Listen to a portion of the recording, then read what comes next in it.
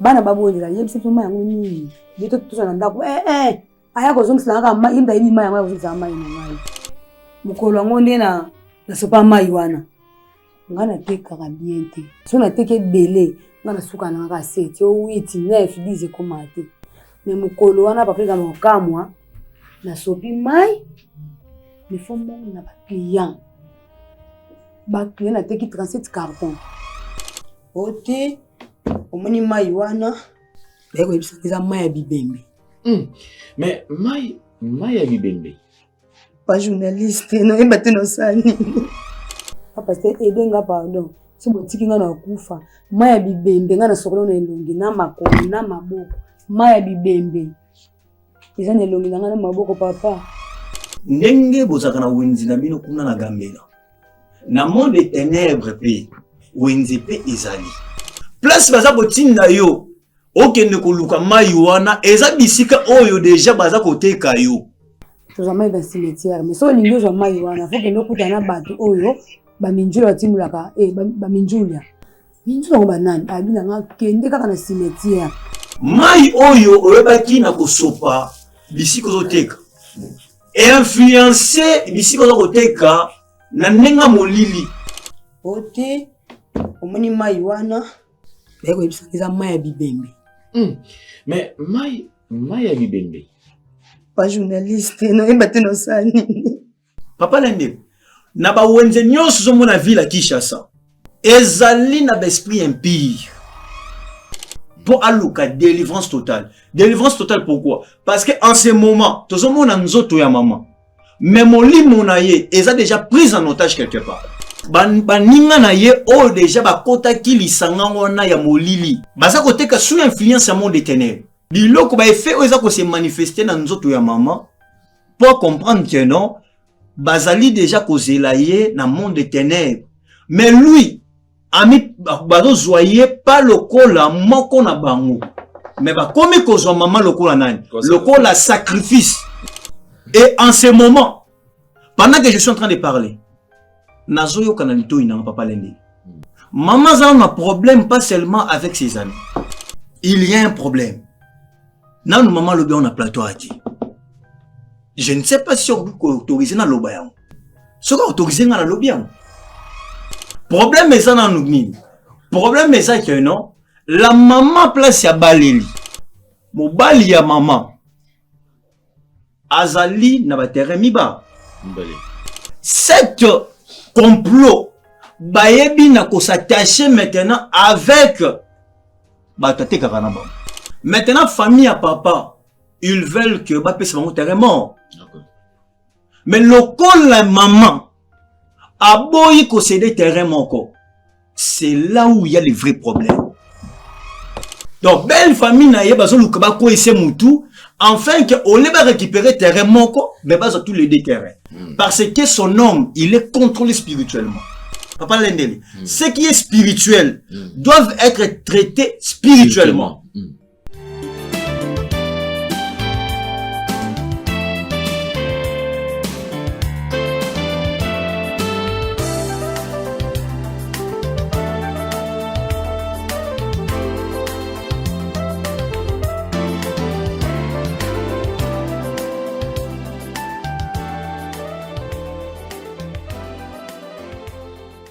Très heureux de vous présenter ces grands magazines Vérité et Réalité. Bosolo Pelolengya Kobika, certainement dans des maisons, dans des métros, Bisika Nyon surtout Bozili Baku, Malamu Yako Landabiso. Alors parlons de la fondation Ndele au cœur de la nation ainsi que l'orphelinat Famille du cœur Christ Rédempteur. À travers cette opération, vous êtes sensible aux cris de détresse. Vous voulez soutenir les orphelins, les veuves, les démunis. Pensez à cette structure et certainement nous serons tous bénis. Tobo Sanate, Zamba Opambola Biso. Prenons cela en image et on revient juste après. Tango nyonso molinganga nazalaki komona baninganga na baboti na bango nanga baparent baza te vinanga pasi. Est-ce que kokufela baboti eza lisumu? Kozanga baboti est-ce que eza lisumu? Voilà, nous avons un message. L'orphelinat Christ Rédempteur. Et on a posé les sungé na bino. tala musala munene ezosala mpona bana tala musala munene ezosala mpona bana oyo mokili etiki ebwaki me nzambe atelemi na nzela orphelina oyo mpona koencadre bana oyo yaya lisungi na yo toa nango mposa 1 euro no toa nango mposa mpona mwana moko ntango mwana moko alie nzambe ya bitike oyo ya permettre ete na nzela no mwana alia akobosana yo te. Voilà message ya l'orphelinat Christ rédempteur toa na besoin lisungi na bino ba numéro eza na se kota contact na biso assistance na yo et aux lisungi mpona bana. Que le Dieu des orphelins a bénir diama mtu nyonso ja ta likanisa ko sala quelque chose pe osali yango zamba pambola bino.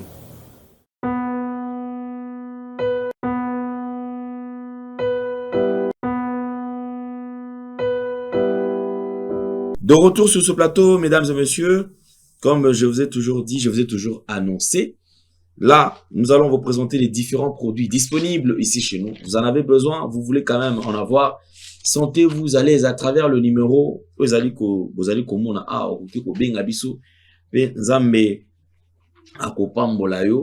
et toko servir yo sans problème. Le produit, ils ont produit pour la soulager yo te. Ils allez produit, ils allez ko bikisayo. Donc ça guérit. Et ko bikisayo complètement. Et nyonso ekozala bien lisusu koleka. Nous allons prendre la pub qui nous explique le détail.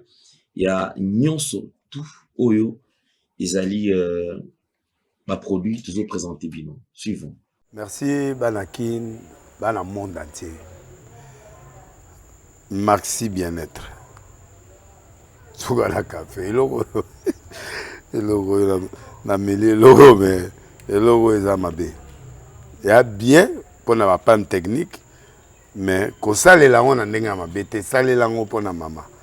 A célibataire to lingi bino ate. So maka boma mokolo bala. Pourtant zo ba produire ngo soute. Maxi bien-être yango yo. Lukango benga ndeko nanga alendele ye mutu ayebi esika ko fournir yo autant que tu veux $35 eze belé na kati. Sobo melika moko de jo ka bien. Be hémorroïdes banini tout ça. Bilialia, vanda musala banini et réparer yo système ya break et réparer yo pe fonctionnement ya break de break donc et pe son fonctionnement ya bien. To comme ba congolais toujours gagner ba match. On va défaite, pas technique en plein match, c'est pas bon. Zongela et loco. Nana c'est éviter de dire surtout ba pasteur, bodingo mela boyawa. Bo benga bena alendele na numéro na e pour bo benga pour bo loco. C'est important. Traitement poison anti-poison yango yo. Ne ba mususu meli yango avant kende obima. O melango. Ça des jours à tabater le loco. Moi cuire mon corps c'est bon. Oyope anti-poison. Donc ce que ata izana kati et longolango. Alendele mikolo som. N'habité mindele yango ba pese biloko ba udia. Po biloko yango bendeza solo mikolo ba tchaka poison à toi famille te à toi problème na mutute jalousie car do ba produit yango na anti-poison oyope anti-poison. Donc benga alendele à partir na ye ayibindeni oya ozwango. Nzambe nanga pambola bino mi batela mboke komi biete bato bakomi na jalousie oyo tozo comprendre de souté bana mike bazo kufa mikolo bazo kufa baotiana bana bébé ba poisson. Donc toujours zala nanti na ndenga nga na ndako c'est bon. Que Dieu vous bénisse. De retour sur ce plateau, merci beaucoup. Un grand merci. Je pense que Ezali et Sengol Soussou.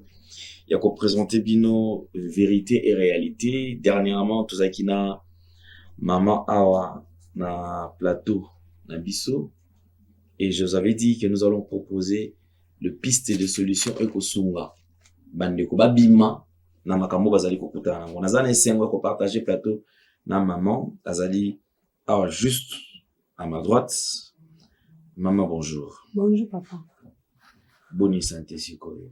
Santé, moi bien. Moi bien. On a vu que Zaki bien dans le côté penza. Mais est-ce que ma les autres continuent kaka? Mukolo lundi, dans la déplacement. Écoute, moi, je sais que camarade n'a eu été canal à le côté de aux autres amis, la kosi. Au kosi, maman bien zali, maman zate. ale banda ko ba n'importe quoi isa mama binyo aya utikila nga mai nanga mwana bima wende nini abi ako tikila nga mai mwana bita yebisa nga mai ngofika nde nini nakota na zota bido na peso abi yebisa nga mai binyo ke aya ko tikila nga abantu kosa maladi ako tikila nga mai nanga. Alors la kozongi là muke parce que tout ça quand même Lelo spécialement la prophète Mike Oazana Bisso sur ce plateau. Prophète Mike l'archange, bonjour et bienvenue. Bonjour Papa Ndé. Meilleurs vœux. À vous pareillement. Merci. C'est on va partager au plateau Lelo. Merci. Invité que spécialement pour participer à ma proposition à piste de solution pour la maman Nabiso ou Akutani na likama. Problème où ils allaient ko déranger, ils allaient problème encore. Je pense que le Dieu qui lui sera présenté aujourd'hui est capable de résoudre le problème. Amen. Ok, merci. Je te garde sur le plateau. Nalimi quand même na banda. Nazongi la maman muki kaka maman. Maman a me taper ko beko oyo kanini. Landaki nalingi susu oyo ka susu nini oyo maman kutana kina yango. Alors maman éviter ce qui ko bandela moi muki c'est vrai que atanyon sauter mais quand même on a quelques lignes nini oyo okutana yango oyo ezali ko senga basu basonga yo. Merci papa. Ngai nateka na winza gambela. Tuza mama bonheur. Toteka na baninga na biso. Beto kenda wana faut kombola osepima mai pour la poussière. Tout ça là presque chaque jour. Peut aller kana kende moi retard. Na kombola kuti baninga na nga déjà bake chambre froide. Ah, na mike bilo kama na ngeza wana tuzala ne bien. Na komboli na zima iwana. Asopi na samesa. Kama yango na mi passé pe tinelongi. Na mikende tukani chambre froide bakamana baye. Kama na ngamba mota atali mai na yete ke bouchon na kange mo bien te. Na mo sali mai na. Ngom la gentillesse papa. Camarade, ngam la saleli. E bandi boni yo okezo mai na nga yo salela ngo. Mona kozo mai ni to lia na kozo mai no te. Ozo ngo ndenge nini basengaka. Abanduka. Na pesa explication papa boita koyokanga. Kama pe na décider ngabe kompe nini ngo. Na futa ngote. Pona sombi tanga ganga ibongo. Sombi le mai ne nango, mai ote. Sombi bila 5 litres yango te. Ça va na keteko ko 25 litres. To bengi banu batoka mai, aka memelinga 25 tena mai wana te. Oh. Mo ba tupe. Mizinga nzamba ko mo otala tala. Bomba yango pe ndenge nini ngabo. Oh. Suko mai yango pe za ndenge nini. Ah, emo bona boxe ba pexi sintuka tiki na nga lobi. Mukolo ngonde na sopa mai wana. Ngana teka ka bien te.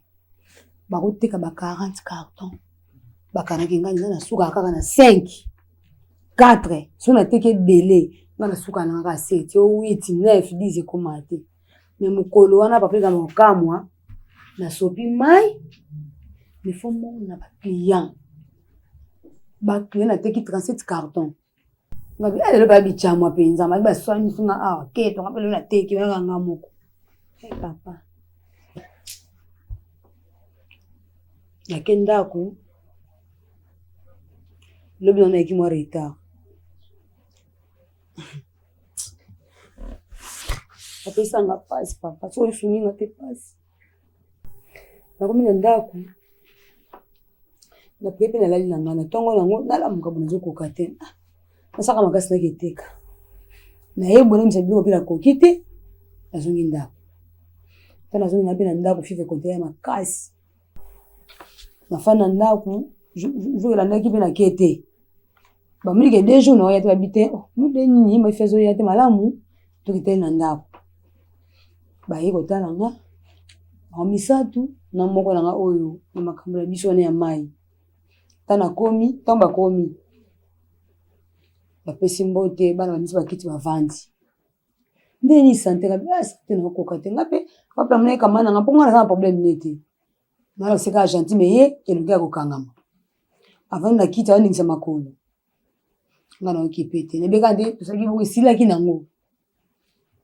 Ba yito fana ndoto na ngape to ndo sola ni wana ngabe sante bana kokate. ozokoka te o te bon ye moninga nanga bi solution eya siko ndeni mpona mai nanga papa motema ebeti tan makambo ngo eza kaka moninga bi makambo ngo eza kaka abinanga abo ezala te yo futinga mai nanga te apo pesanga mai nanga ngabi mai yango sina suki mpona toki mai napesa yango te nasomba na pharmacie yango te so te mai yango ya kubi eza nini ubi na nsima mai wana eza likambo ebatami mamoko moninga na bi moninga mosa bi me boyebisika vérité boyebisika vérité mpo soloba mingi mai akokomprendre nde makambo mai yango te malamu yebisa ye vérité mamoko na tuninga bi vérité nini yango ayebisanga papa soki nakufa ata mpa na ndako nakoyebisa likambo etesanga mpasi papa na ngai noka moninga moko abi nga mpe nasibanga likambo nango bini oyo ebatami na nsima mai wana obino boyebisanga vérité nini o te fiso bon yo ozala nde kilo miso elala bongo misaka kosambelasa na nzambe yango mpe ya bino tomona mpe lipamboli yango apambolaka bino te mpo olingi baeglise yoka te tonga te funga siko mona te na mikitsanga bisiko mai yango eza nini kasi toma bandeko boyeba na vérité mai yango eza nini moko abi moni mai wana jo toza boye mai tosalelaka tozwaka yango mpo nani na cimetière mpo maminjula tozwaka mai yango na cimetière mai yango na cimetière ezaka pompelala kuna o te tozwa mai na cimetière mais so olingi ozwa mai wana fo kende okutana na bato oyo baminjula batimbolaka baminjulia minjula yango banani abinanga kende kaka na cimetière nyonso oyo kosepela nango so tuni kaka ke nazoluka baminjula bakolakisa baza banani en plus fo komela na bureau ya cimetière siko mai yango mpena siko mai yango o mai ya bibembe papa mai ya bibembe yango botimbolaka bato po bozoka mai tozaka nini okende tuna kaka fia na binanga yaya semaine esila te nanga bisa mai nanga tosoleli wana bake papa etikala nga na ndako bino maladi ebakisa makini dona na miresoni na lelinga bi mai ya bibembe moye mpe na explike papa na ndako naokokela okwana te ti sikoyo nde nakendaki papa abi nakende nga nakende espe simbi te nazongi nga likambo oyo nakosala yango nga moko te fana lokobeta bakolo nayebisa bango nde sikoyo mama te natuni mama mpona komba baminjula bie bato oyo bakundaka bato so boke kunda motu oyo bayamba aserke bakotisa na se baminjula nde bangwana mwe mpe nafongwamake naza makambo nafongwama ye te tanima awa lokwa nalandaka ere nyonso mpe nama makambo eleka ayo ezalaka bien amonaka ngabi te nazwi idenga monga bino eza boye lokwa na tozala mamero nabengaki ana chaîne tosololaki nde nayeki nandi papa eloko ebangisanga papa o vision mabe en tout cas nozanga vision mabe te kaka donc nzoto ekomi malamu te mwata na ye awa aye na ndako atuni bana bite bayotaka nse babombinga alobi n'importe quoi d'avance pesa mama bino pesanga mai nanga bana babondela yebisa biso mai yango nini bito toza na ndako aya kozongisela kaka mai yemba yebi mai yango ya kozongisela mai na ngai papa yango nayaki na pozaki ka nde lelo nazongi susu papa se ede nga pardon si botiki nga na kufa mai ya bibembe nga na sokolo na elongi na makolo na maboko mai ya bibembe eza na elongi na nga na maboko papa. Merci beaucoup maman, je pense que l'histoire vous allez vous déranger Batomingi. Et voilà pourquoi est-ce que j'avais dit en ce qui concerne le problème spirituel, on a la optique à la professionnelle en tant que journaliste, mais on a proposé la piste des solutions. Pour les latés, maman, je pense qu'ils allaient derrière essayer parce que il y a quand même quelqu'un. Je salue pasteur Max Daniel qui m'a même appelé, il m'a dit mais papa, recommandé par prophète Mike à Zouakawana parce que je lui fais confiance, je sais comment est-ce que Zamba d'aller pour ça et Longo. Alors voilà pourquoi est-ce que je répondu, j'ai invité, le prophète Mike, l'archange, Wazanabiso Awa sur ce plateau. Namazi prophète, Oyo Kinyon surtout, Oyo Mama Lobi. Nanga quand même natike la yo ton. Tant Oyo Kaki, problème pour de quoi kutana nango.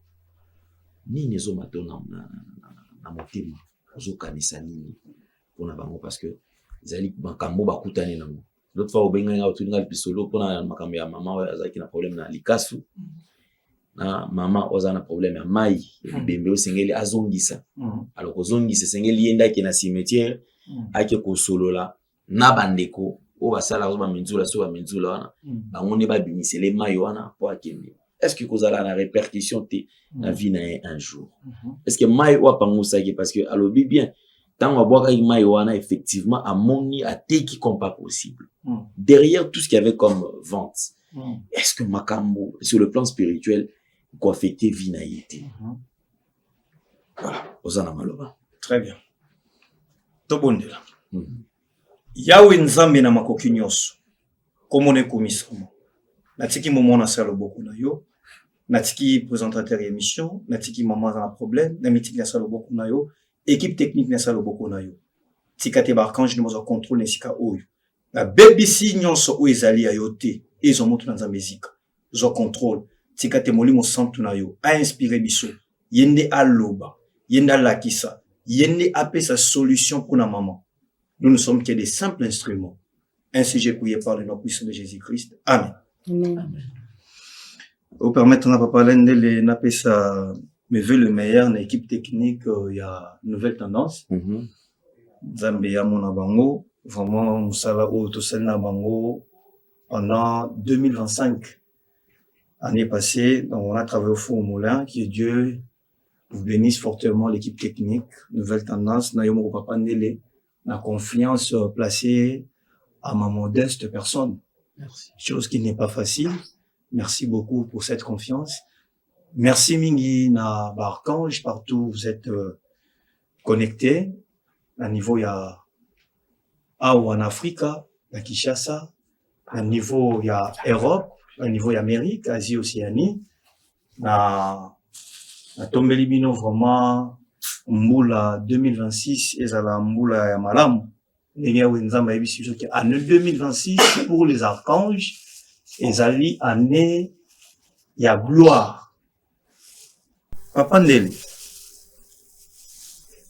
nalandaki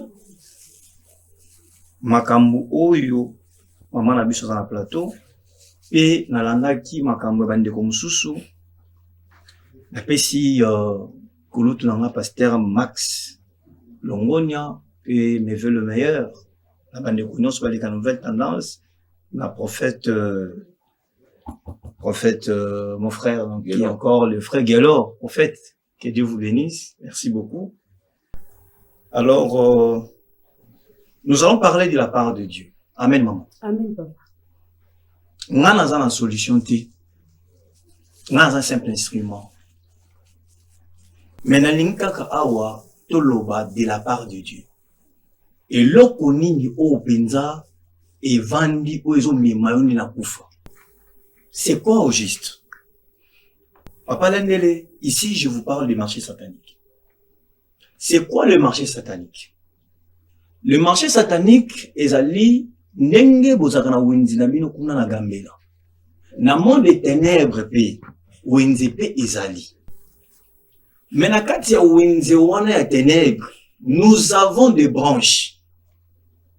Ndenge bozaka na magasin, bozaka na boutique, ba chambre froide. De l'autre côté aussi, il existe aussi cette marché.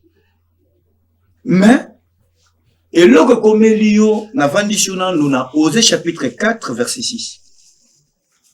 Mon peuple est détruit parce qu'il manque la connaissance. Moto o azako bika na kati ya libanda ya connaissance azo vivre na kati na ignorance.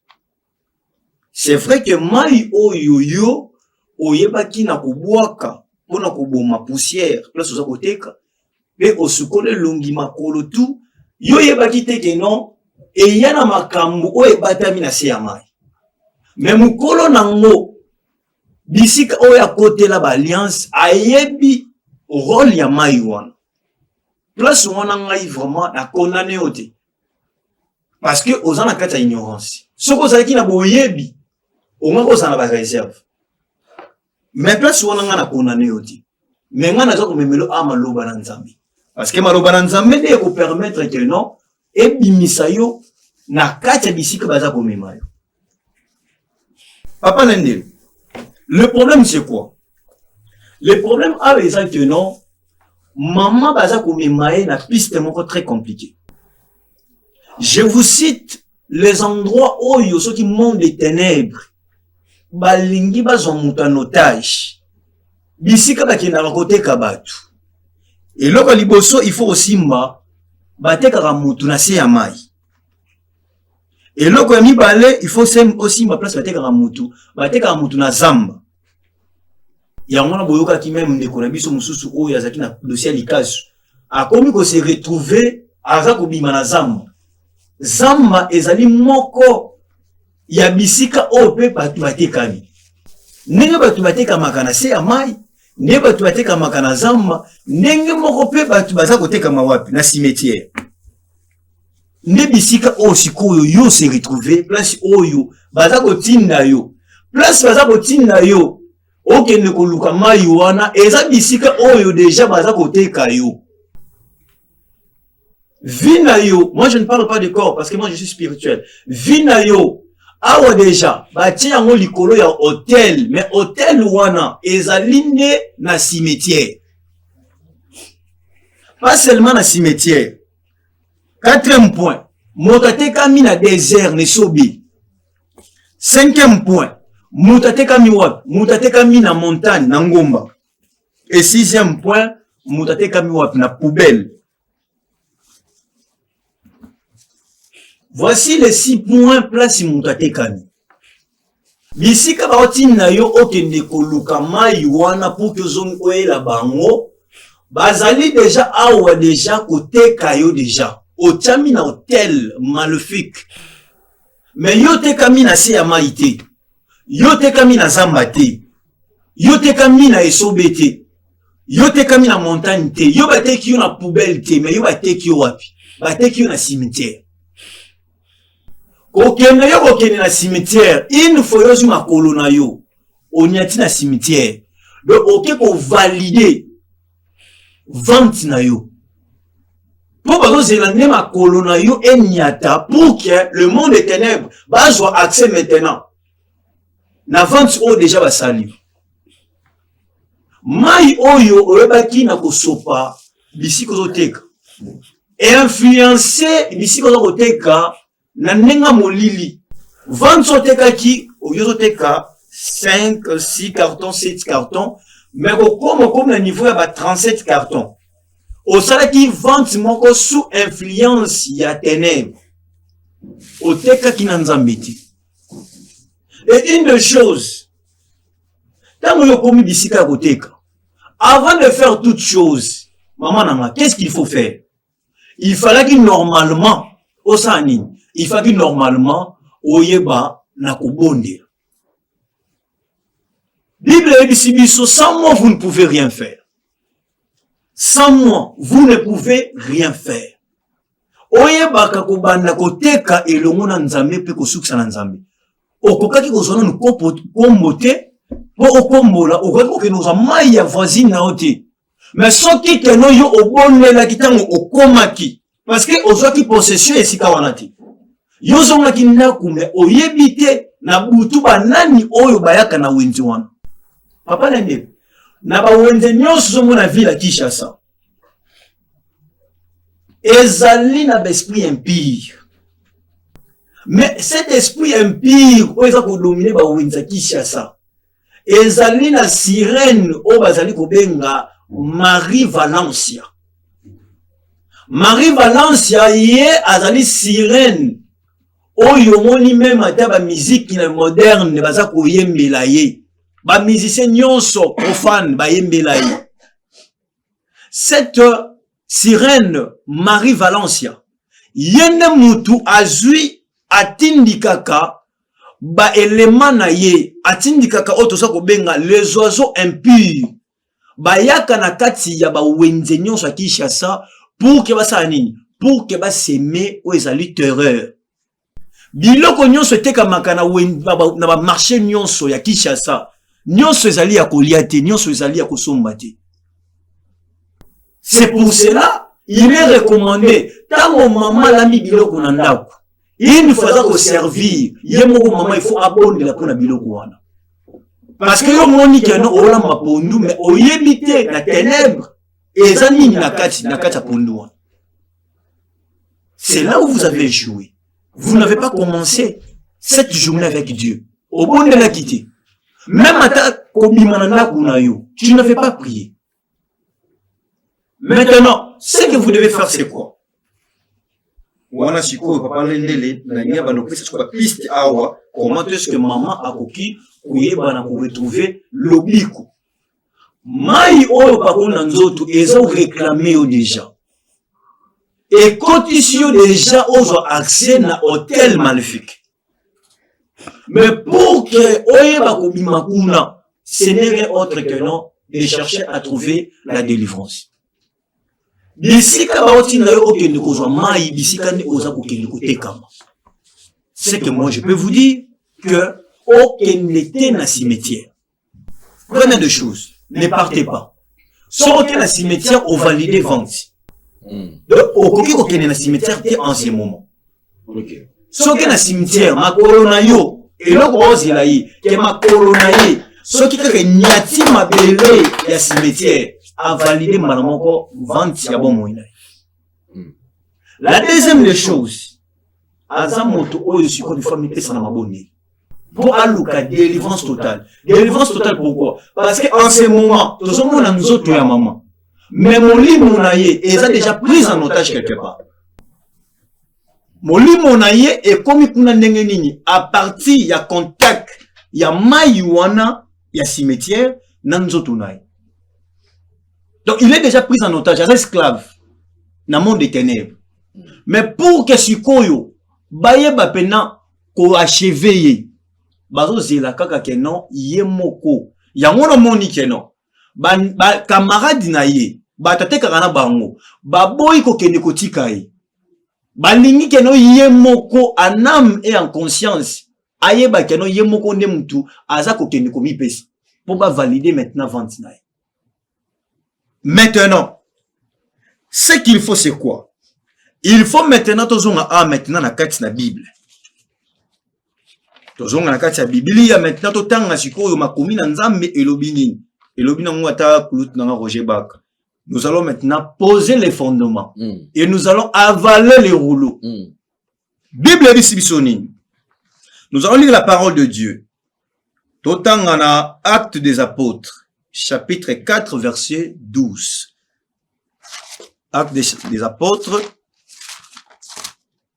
chapitre 4, verset 12. Excusez-moi. Actes des Apôtres.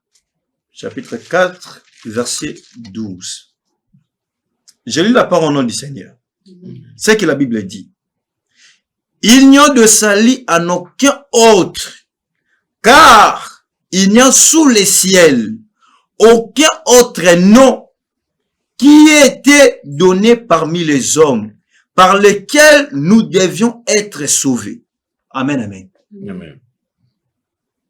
Na se na moi. Balobi, ezali na komo mosusu te o epesa meli bato. Si ce n'est que le nom de Jésus-Christ de Nazareth. Acte 16. Na bani na acte 14, 12. Na bani kolatisa yo bisika nini oyo yoko kiko zolobiko. Amen, amen. Comme mususu te na sena moyi o epesa meli biso poto eba kozwa lobiko pour que tous la sauver. Ce n'est que le nom de Jésus-Christ de Nazareth.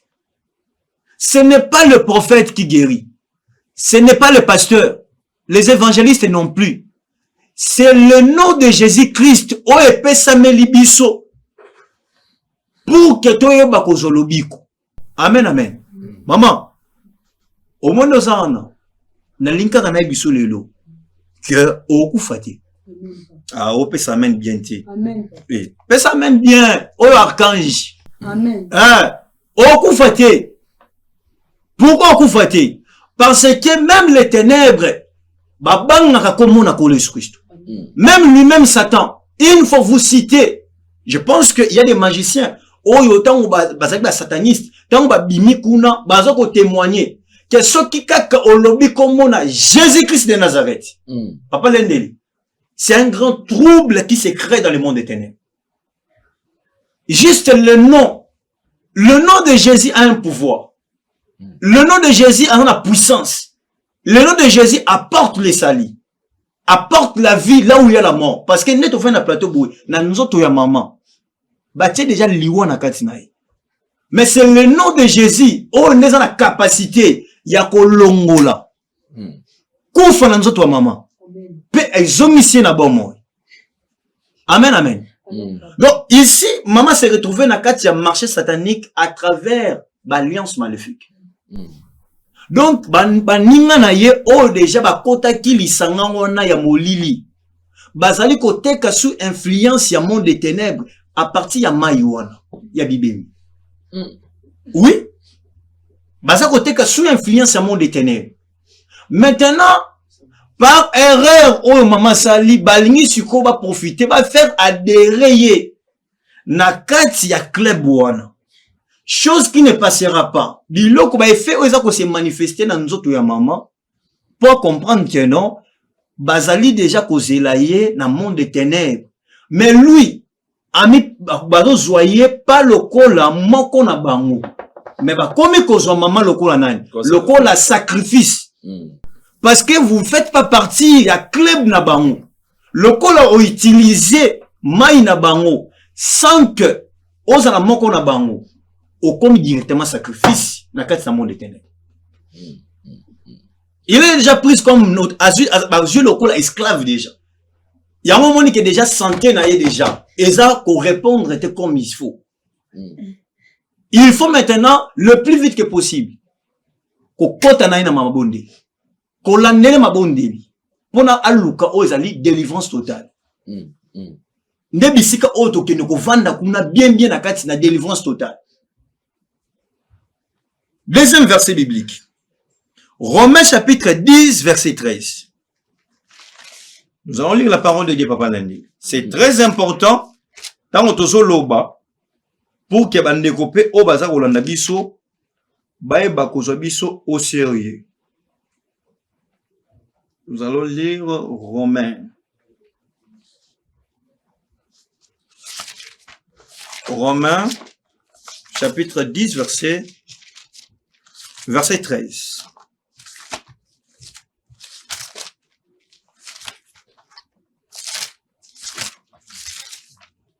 Romains 10, 13.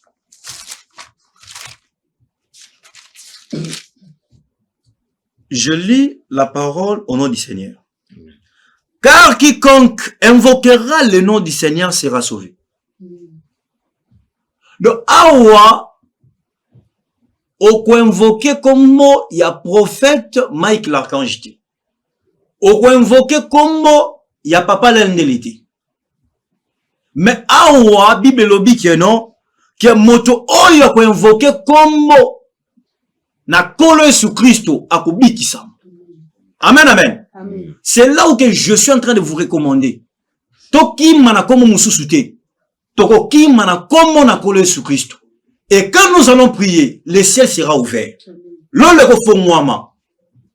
Et en ce moment, pendant que je suis en train de parler, qu'est-ce qui se passe? Maman a un problème pas seulement avec ses amis.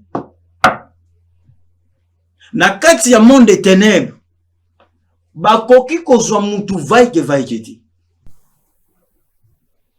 Bazoka mutu nengeni.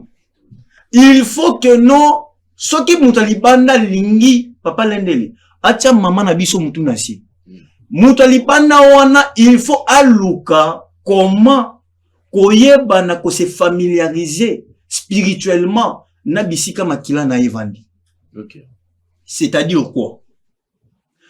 Libote ya papa naï, libota ya mama na ye ou bien belle famille na ye bisika baleli bisika misato na tangeli yo pour que bakwisa mutu ya mutu par terre il faut pas kende koluka moko ya famille ya papa moko ya famille ya mama ou bien bisika baleli ou bien bana oya boteli mobali na ye tout comme mwasi na ye eza cercle mobimba pona ko atteindre vie ya mutu mais soki bato libanda baleki na cercle wana ti moyen ba kitse mutu na sezati.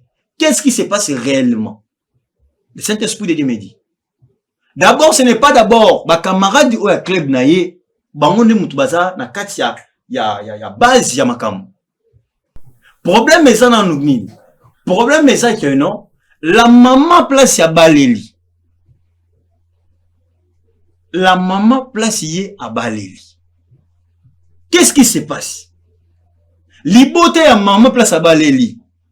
Il y a l'hôtel maléfique qui déclare la tête si à maman Nabiso.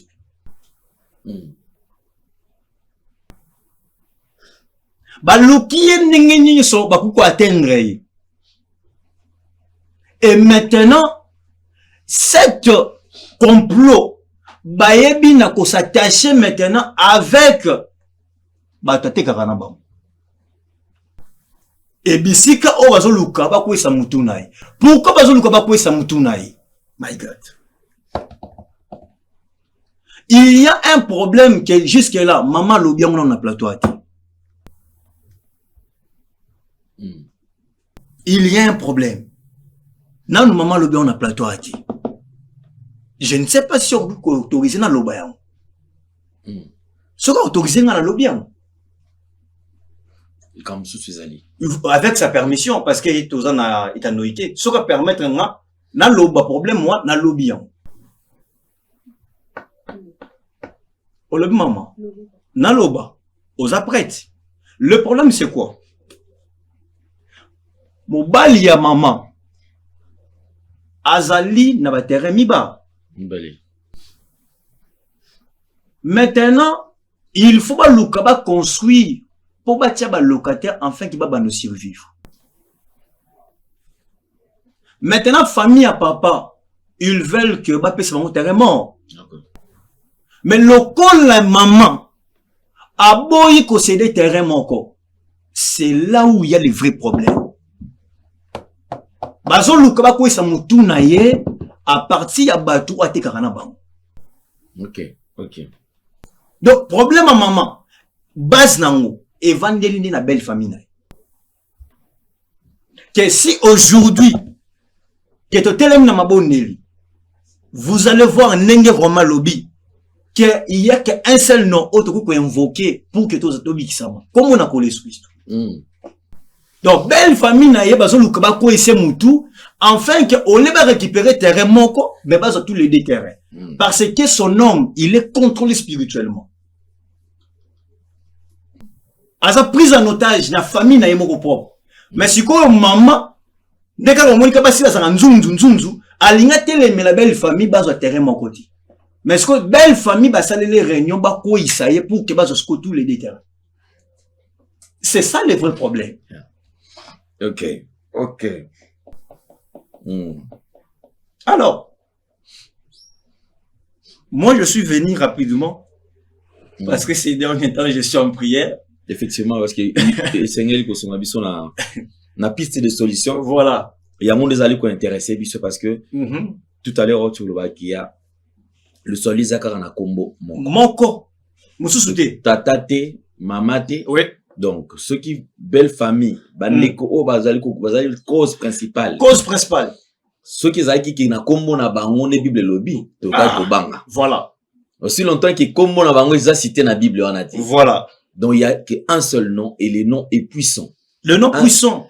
Et ça combo ça au-dessus de tous les noms. Au-dessus de tous les noms. Donc du coup, on a confiance. Donc maman nenga zaona na linka na confirme papa lendele akufati. Amen. Et puis azong samai wanati.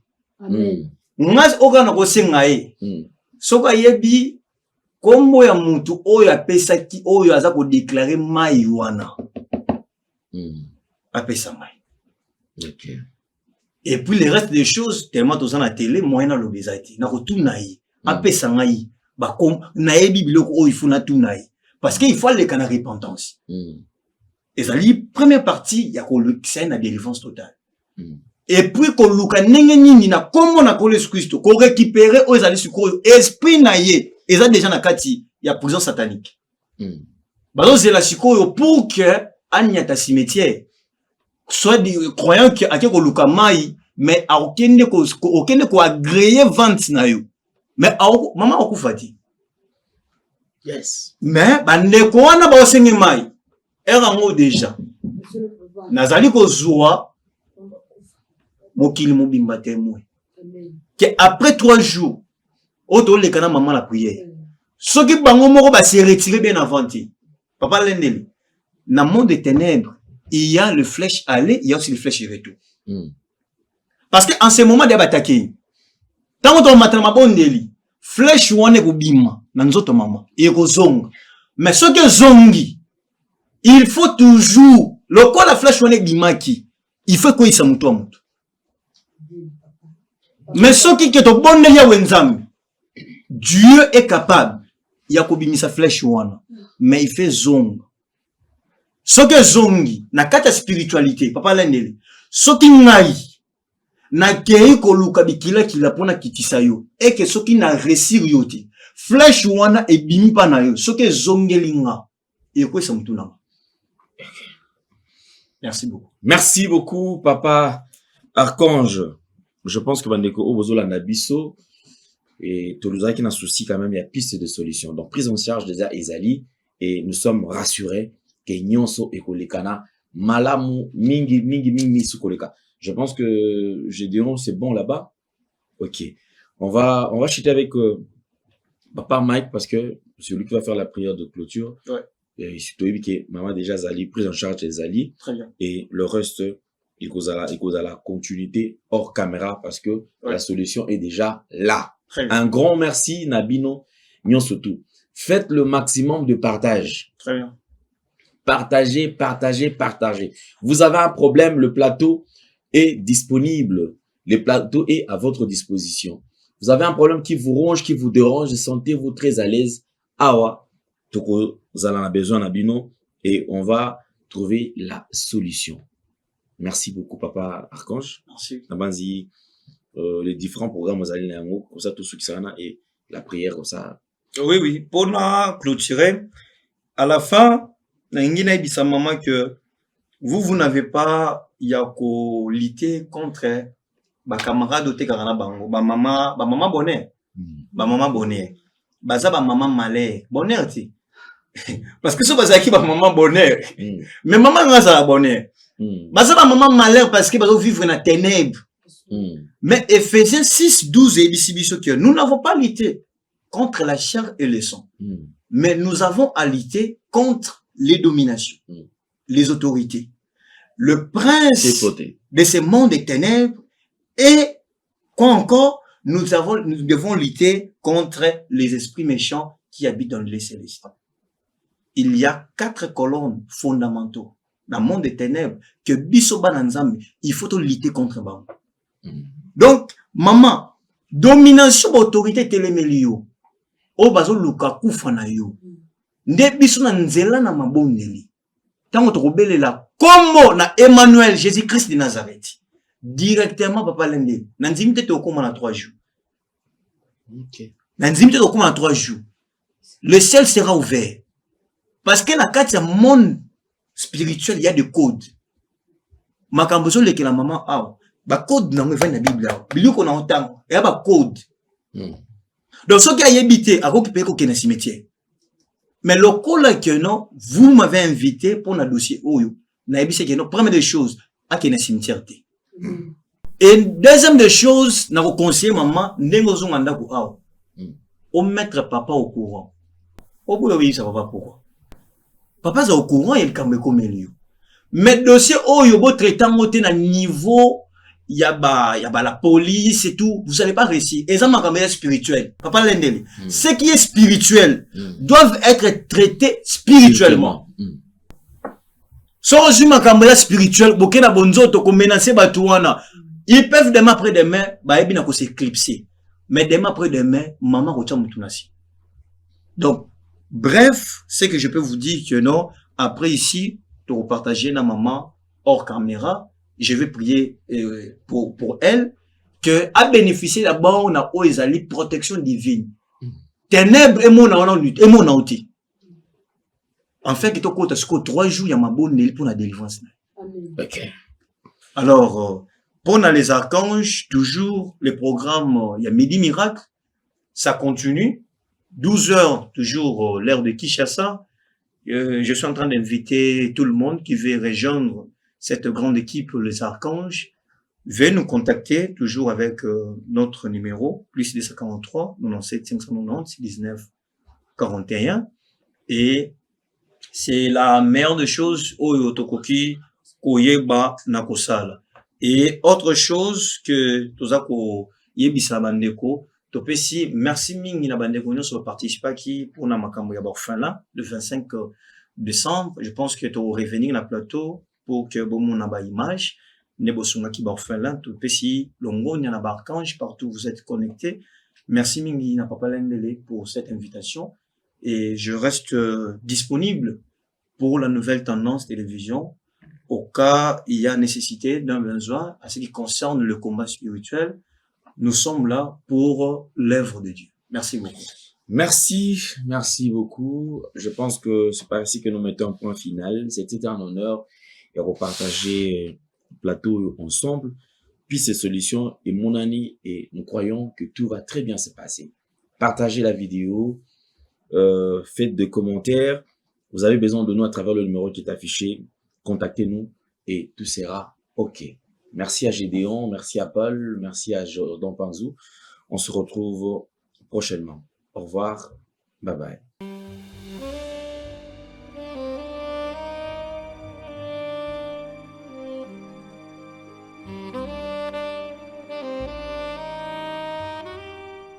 Merci Banakin, Bana monde entier.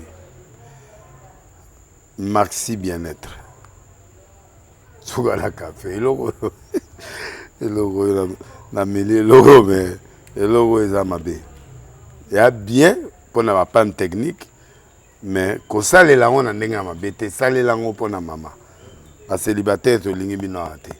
So maka boma mukolo bala. Pota mzo ba produire ngo sute. Maxi bien-être yango yo.